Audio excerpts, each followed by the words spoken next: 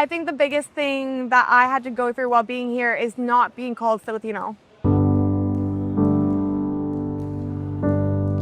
So I think, like struggling with picking a side or not, it's not something that's a part of me. I can't pick.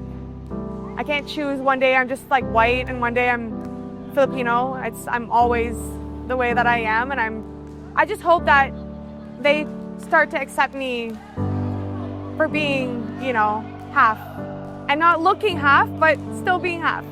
It doesn't hurt. I think it's just like, it's definitely a jab, right? But, people say things. Publicity is publicity, whether it's positive or not. If they're paying attention, that means I'm doing something right. So I just kind of take it and just move on. So I actually grew up in a Filipino-dominant neighborhood, kind of outside of Toronto. I never knew what it meant to be Filipino. I always knew that I was part of something. I never knew where it stemmed from. I've been here before when I was 4 years old, but never really old enough to kind of, engulf myself in the culture and absorb it. But growing up, I've had the same meals, same kain. I grew up with rice. I grew up with Tagalog spoken in the household.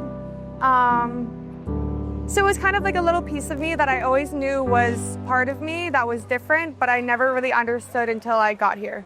At first, it was kind of foreign to me, but I found pieces of home in kind of the aspects of life here. It kind of showed me why my Filipino family is the way that they are, the culture that we have at home, the traditions. And I would like to say that, I found home here eventually. When I leave here, I miss it here, but I also miss being in Canada too. So it's kind of that rough patch between like, where is home base for me, It's not so much the volleyball that has changed between the two countries. I think if you play a sport, regardless of where you are, it's the same rules. It's played differently, but overall it's the same game. I think from the day-to-day activities, I'm more grateful to be here than I was in Canada. I feel like people take it for granted, the opportunities that they have. And I'm a little bit more lighthearted here. I see people happier with less. What's funny is when I was growing up, me and my mom spent a lot of time together, so we actually fought a lot. But as soon as I moved away to college and to the Philippines, we've gotten so much closer, and she's more of like a best friend now than anything. I turn to her every day to talk about stuff. I call her every day. But yeah, she was one of the bigger reasons why I did decide to come here. Just finding out more, I guess, about her. She grew up here. She actually grew up down the street from where I live now. And I've learned a lot about why the way she is today is because of the way that she grew up. I see her in the way that we interact here, in the way that we give. It's so selfless. In the way that we share, like everything. In the way that Filipinos are so gracious and grateful. I see everything that is Filipino reflected in my mom.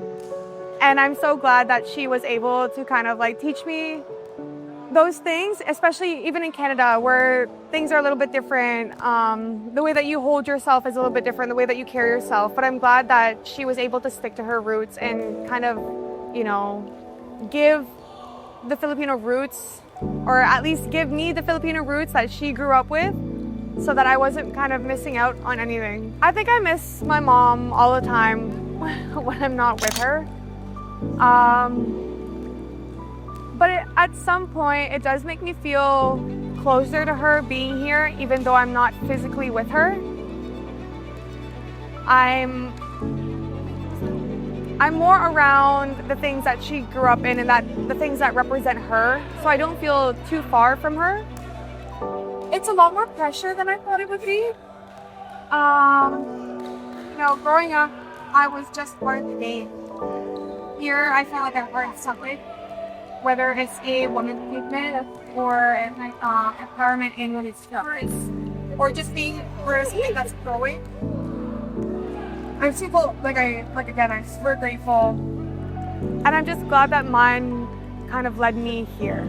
Like I said, I was supposed to go get this big degree and become a doctor. But at the same time, like, I'm so happy that my body allowed me to do the thing that I really, really love to do. And it's to play every day and to be with people that, you know, support me and that love me, and to be surrounded by such a forgiving community. My quarter life lesson would be take the risk. Don't think about it too long. If it's scary and exciting, then do it. If you think you're gonna grow from it, do it. I think I tell every one of my friends, if you wanna move, if you wanna start a new career, if you wanna start over, you need a breakup, do it. You know, you're not bleeding, you're not sick, you're not ill. You just gotta take the risk.